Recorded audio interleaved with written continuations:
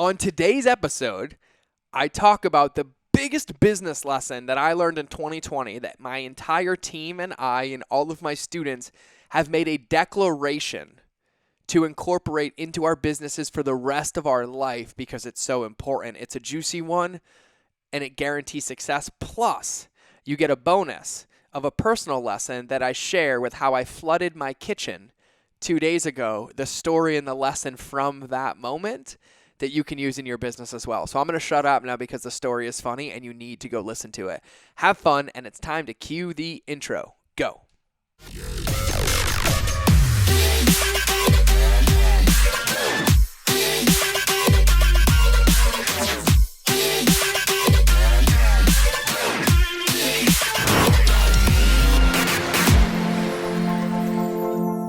And welcome back to another episode.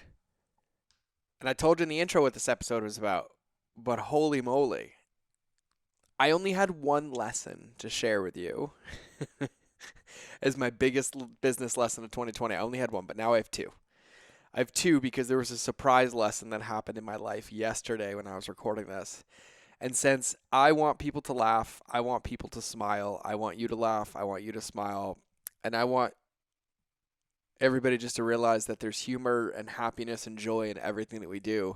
I tell you this story because it wasn't a joyous moment in the moment, but after I had to laugh a little bit. So the theme of today's podcast is the biggest business lesson I learned of 2020. I'm going to amplify that or support that with the biggest personal lesson I learned of 2020, which I learned 2 days ago. No, yesterday. So let me tell you a story, and I think I might have to sneeze, but I did. Let's see. See if I can make it through without sneezing. Bless you. Now it should go away. So yesterday, I decided that I really, really want less material things in my life. And I've made this decision. I made this decision about a year ago, and I've been like slowly eliminating things, removing things I don't use, not hoarding things, watching Marie Kondo like crazy. And I'm just in love with creating more space in my life and space to be present, space to be with myself, not having the weight of things. And so yesterday, I was like, I'm going to clean. My wife and kids were out of town. I was like, I'm going to clean. So I was like, I'm going to redo my ice bath, clean my ice bath so I can take my ice bath and clean the garage. I'm going to start getting rid of some stuff. And so I'm like on fire, right? I got the garage open, I cleaned my ice bath, refilled it, and then I was like, oh, I have to feed our pet snakes. So I had to feed our pet snakes. So I go to the freezer, I get their food, and I have to defrost their food. So I put it in a Ziploc bag and I throw it in the sink. And we have two sinks in my kitchen, like a smaller vegetable sink is the one I was using. So I was like, oh, I have to warm up the water. So I threw them in, and then I just turned the water on to warm up, and I didn't plug the drain. And I was like, okay, I'll be right back. It'll warm up. I'm going to run outside real quick and get something. I think I left my phone outside. So I walk away and I go outside, and then I get my phone and I got wrapped up in what was happening outside. Like I did something with the ice bath, I cleaned the garage, and maybe like 5 minutes passed. Maybe 5 minutes, maybe 10 minutes.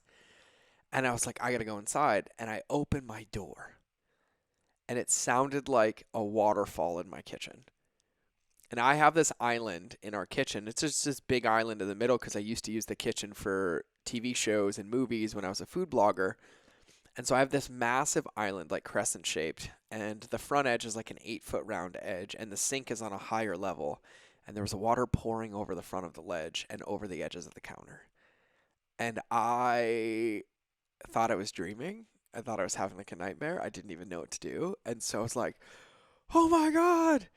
And in the past, normally I'd get angry, and I was like, well, the water's already out. What am I going to do? So I turned the water off. I moved the bag. And so what had happened was when the water started filling the bag, because I didn't think this one through, the bag got pulled into the drain, because that's what happens. And then it plugged it, and so it created this plug. So I unplugged the drain. I go to grab every towel. We don't have any towels. They're all dirty. I'm trying to find them. I run to my garage, get towels for my sauna, and I go frantic. Like I was going to do a workout, but this turned into my cardio. And I was like, I have 5 minutes to clean up my entire kitchen before I ruin my house. The hardwood, the cabinets, there was water everywhere. And so I ended up cleaning it up really quick, no damage. I actually took the drawers out of the kitchen and I went and put them in my sauna. I have an infrared sauna, and I was like, oh, it's dry in there. It'll do that. So I did that. Everything's fine. I get it all up, no damage. I saw all the water. It stopped from going under the cabinets, everything. But I mean, there was water everywhere. I ended up finding like 18 to 19 towels, and then I even had to use some of my clothes to get the water up. And the whole time I'm cleaning, I was just laughing. Like, I was literally laughing. And I was laughing because no matter what, it had already happened. Like, I couldn't be mad at it. If I was upset, it wasn't going to pick the water up any faster. If I was angry, it wasn't going to pick the water up any faster. If I was like, oh, I'm so aloof, I can't believe that happened, it's not going to make the water come any faster. The only thing I could do was just clean it up and laugh about it. So I put on some music, and for like literally 15 minutes, I was like Pippi Longstocking with sponges and clothes and towels on my feet, running around the kitchen, cleaning all the cabinets, and I just laughed. And then what was hilarious is I wanted to clean. Well, I had to take everything out of the kitchen cabinets because of the water. And so I ended up emptying out like every kitchen cabinet and drawer. And so I ended up cleaning the whole kitchen and decluttering and creating space. And so, silver lining, I thought that was funny. You can laugh at my misfortune. You can imagine me running in with my pink shoes into the kitchen, seeing water, freaking out, running around the house, getting all the towels, putting towels on my feet, skating around the kitchen like Pippi Longstocking, cleaning the floor, picking up the water, and then decluttering. And so the end result was I told the universe that I wanted to declutter and I wanted less in my life. And apparently I was just a little not present to what that would look like. It didn't look like I thought it would, but it ended up looking like just what I needed to laugh and joyful. And so I just flooded the kitchen to clean the cabinets. And then at the end of the day, I was 4 boxes less of kitchen clutter that I haven't used in years because it was all food blogging stuff and that I'm going to donate to somebody to use who can use it. And then I got to the end result. And so I laughed about it. So that was my personal lesson. Be present. Be really present. And here's my biggest lesson. Don't ever leave the sink unattended. Don't ever leave the sink unattended. So now let's get into my biggest business lesson of 2020. My biggest business lesson of 2020 is everything you do starts with your heart. Every single thing you do starts with your heart. If your heart is not connected to your messaging and to your marketing, then nothing else you do will work. And this is what I like to remind people of. Normally, or most of the time, we start on this path of entrepreneurship or business because we have figured out a solution to a problem. We have solved something that we know can help other people, or we have figured out something that could help other people, or figured out a product that could help other people, or found a product that we were passionate about that could help other people. And when you come from that passion, even though in the beginning we work long hours sometimes and it feels hard, it's almost like we have this unlimited gas tank. We have this like unlimited fuel to keep going because we believe in the purpose. We believe in the passion. We believe in the product. We believe in the solution. We're like, we're going to do this. And it doesn't matter what our drive comes from. Like, we just keep going and going and going. And then we go, and then at some point, for me, what it ended up happening was my heart was in it, created the results, and then I got too disconnected from my heart, and I got into the numbers and the logic. And once I got into the logic, I was sitting there trying to sell features and benefits instead of enrolling people in their beliefs. And so what ends up happening is I start making logical thinking decisions. I'm like, logically, this is what a customer journey will look like. Logically, this is what a purchasing decision will look like. Logically, this is what the product should say. Logically, this is what the label should look like. And there's only one big problem in that. 0 purchasing decisions are based on logic. They're all based on emotion. And we know this. And so what we have to be present to is to ensure that if we're logically thinking about a customer journey, or logically thinking about a product, or logically thinking about a business, or logically thinking about something, that we also have to create the space to put the heart back into the logic. Because if we are trying to speak to people's hearts with logic, it's going to go right over their head. You can't speak to their head and get their heart. You have to speak to their heart. And so we have to make sure that we know who we serve and how we serve them at an emotional level, at an EQ level, at a feeling level, at a belief level, which is why when I teach the captain's assessment, I have the 3 levels to it: the rocks, the reefs, and the shoals. The rocks are those surfacey things. Those are the logical things, right? But the reefs and the shoals, those are the feelings. Those are beliefs. Those are what's going to shift their identity. Those are the things that are going to move the needle for people, right? Because somebody can come to me and they can be like, George, I have an email marketing problem. And I can ask questions, right? And they're like, yeah, email's hard and my customers don't want to hear from me and vice blah, blah, blah, blah.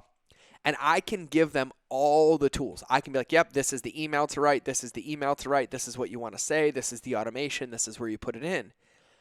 And that's only going to put a Band-Aid on it because they're going to do those things to check the box. But then the result is going to end up the same because they still think email is hard. But the inverse is they come to me, have an email problem, we break it down, and they think email is hard. And then we talk about what's required for them to think email is easy. We've just eliminated a barrier for them emailing their customers. And so they weren't emailing them in the first place because they thought they were hard. So if I give them a tool to get them to email their customers, they're still going to think email is hard, and eventually it's going to dissipate and end up right back where they started. Or my customers don't want to hear from me. And so then they don't email them because they think what they have to say isn't valuable or people don't want it. And so I can tell them what to put in an email. I can tell them how many times to email them, but that email is never going to be their full expression or their full force or their full power or their full light because it's dimmed by the belief that people don't want to hear from them. So if we sit down for a couple minutes, like I do in the Eternal Flame method, like our email course, and we shift the belief, it's like, no, email gets to be easy and people want to hear from you, then the tool doesn't matter. Because then you're just going to realize I can write an email every day, and then people want to hear from me every day. And all of a sudden, there's no filter between is what I'm about to say going to be for my audience, because you already know your audience, you have a belief, and so you just start showing up in your power to share with them. And then we use the tools as rocket fuel, fire accelerant, right? Then amplify that message. But in business, in entrepreneurship, you have to know. And I mean, you have to really know at a cellular level who you serve. And most of the time, you have to know these people better than you know yourself, or better than they know themselves, I should say, because you have to know yourself to know them, but you have to know them better than they know themselves. And so this is where you've heard the adages in marketing. You know, we give people what they want to sell them what they need, right? Or we sell them what they want to give them what they need. Pick your direction on that one. But what that's simply saying is that you have to take the time to put your heart into everything that you do, because on the other side, if you're like, oh, they want a supplement, let's say they want a whey protein. Nobody goes and buys whey protein for the protein content or because they love taking whey protein. There's a deeper rooted belief underneath it. By taking this protein, I'm going to get stronger. By getting stronger, I'm going to have more confidence. Like, those are the feelings, right? When you think about Apple's one of the best examples of this I've ever seen. And it's one of the things that I point out, right? Because Apple and Android being an operating system, are the two big players here, right? Apple only owns, I think, 3% of the market, but 97% of the revenue. I was like, yeah, okay. And I was like, but look at their commercials. Apple doesn't tell you the features and benefits of the phone. They show you who you will be and what it will feel like by using the phone. Now, occasionally they'll throw in like, you know, a spec or something, but when you see their commercials, they're not telling you about the lens and the glass and the technology and the chip. They're showing you how easy it is to take a photo, how beautiful your photo will look, and what that will mean about you as a person to take that photo. Those are all feelings and beliefs. And that comes from them knowing their avatar, knowing the customer, and knowing what they will need to feel, not think, knowing what they will need to feel to move on to the next level, or to buy the product, or to use the phone. And so we'll convince ourselves that logic is the way. We'll look at something and we'll be like, okay, I want to buy this course, I want to buy this car. And we'll look at all the feature benefits, right? But what we're really doing is we're collecting evidence to feel safe. And safety is a feeling, not a thought. Safety is a feeling and not a thought. The customer journey, when people are being courted, or they're in a journey, or they're in your ecosystem, whether on your email list or on your social media or seeing your paid ads, they are going to be listening to what you're saying. They're also going to be reading about what you're writing. And you might have things like, you know, we have a 30-day money-back guarantee. It does this and it does this. But what they're doing is they're reading all of that as evidence that they feel safe enough, to trust you to make a purchasing decision. And so if you stay in logic the whole time, what'll happen is there's never a container, a safety, or a next step. And this has happened to me. This actually happened to me with our Eternal Flame email program. I got so disconnected from the beliefs that I had about email marketing, that all I was saying is like, yeah, we'll automate your email. This will automate 99% of your email, blah, blah, blah, blah, blah. But it was all logic based and it didn't solve any problems. And what ends up happening is when somebody's afraid of doing email marketing and then you give them tools without shifting the belief, email marketing actually feels harder because now it's overwhelming. Now there's more to do of something I already don't like doing. And that was on me. And that's because I was disconnected. I'd done email for so many people for so long, so many different companies, that I was just like in this different flow. And when I started getting reconnected to myself and started sending a daily email, I started remembering what it felt like to send a daily email, what it felt like to get a response, what it felt like to see people win. Like, if you're watching the video, I just closed my eyes when I said that because like I was feeling it in my body again. And once I felt what it was like to do that, and once I felt accomplished on the other side of hitting send, and felt accomplished after writing a sequence, or felt accomplished after designing a flow, I remembered what it felt like before I got there. I remember when I thought it was hard. I remember when I thought nobody wanted to hear from me. When I remembered when people taught me email was just about selling. And then once I realized that I remember the feeling of where I was versus where I am now, I knew exactly how to talk to my customer or potential customer to meet them where they are and take them to where they wanted to go, which is what we do, which is what we design customer journeys. We say it all the time. You have to meet your customers where they are. Well, let me expand that for you. You have to meet your customers where their feelings are, not where their heads are. Because a customer's head could be like, I'm ready to make $1 million a month, but their feelings will prevent them from taking action. And until you can really understand them and then speak to their feelings so they feel understood, they feel seen, and they feel respected, their head will play tricks on them, but their head will convince them they're going to do all of these things while staying stuck. Their head will convince them they want to lose the weight, but they'll never sign up. Their head will convince them that they want the coaching, but they'll never pay. Their head will convince them that they want to get in shape, but they'll never work out. Because their feelings are stopping them from going. Their head's like, go to the gym, and they're like, I don't want to. I'm too tired. I'm not good enough. Those are all feelings. And so when I look back at 2020, the biggest business lesson that I have learned, that I'm carrying forward with me and my entire team is carrying forward for the rest of eternity, for the rest of my existence in this world of doing what I do and helping people do what I do, is ensuring that every single thing that we do at some point has a measure or a check-in to get connected to heart, to get connected to feeling, that nothing remains in the head, nothing remains logical. So I can design a customer journey logically, and I might say people need 7 days to write their first email, or they need 7 days to create a walking habit, or they need 14 days to lose a pound. Logically, I understand that container and I create the container, but then I fill the container with heart. So logic gets you the container. Heart gets you the content.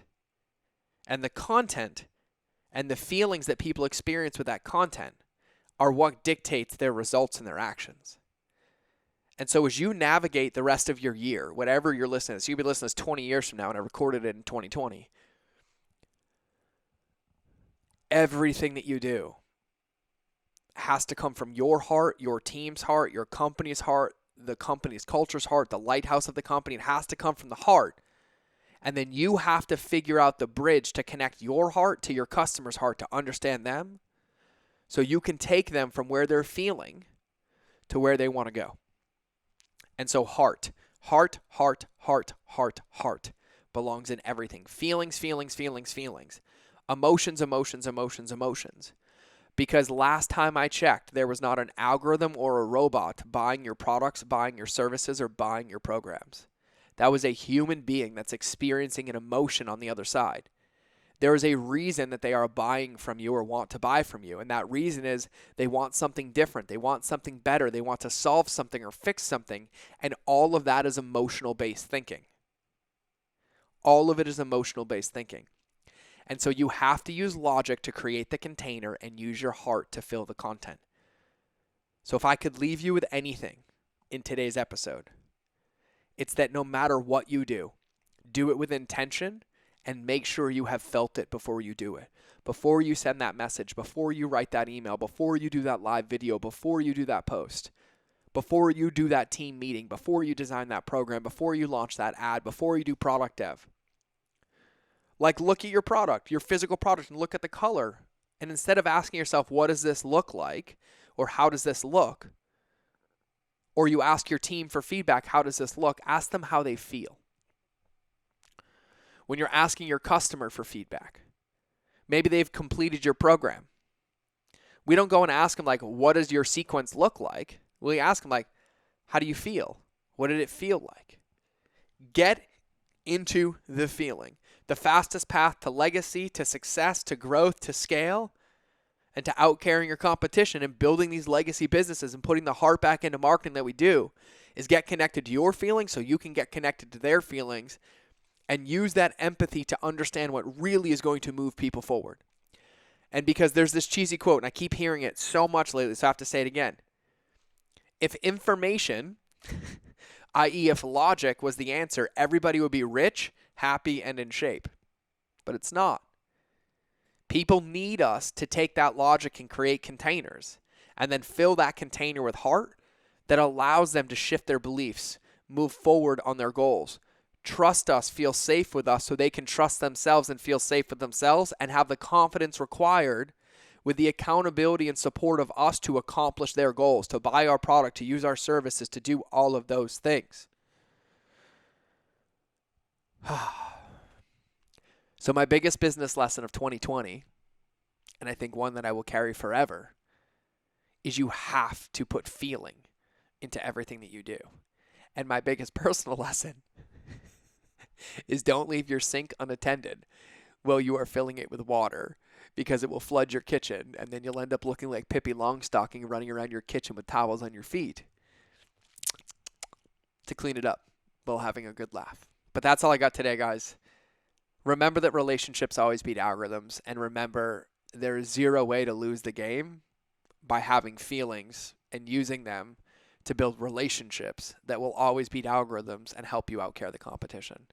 It's time to cue the outro, and I will see you guys or hear you guys or be in your earballs in the next episode. Love you. Bye.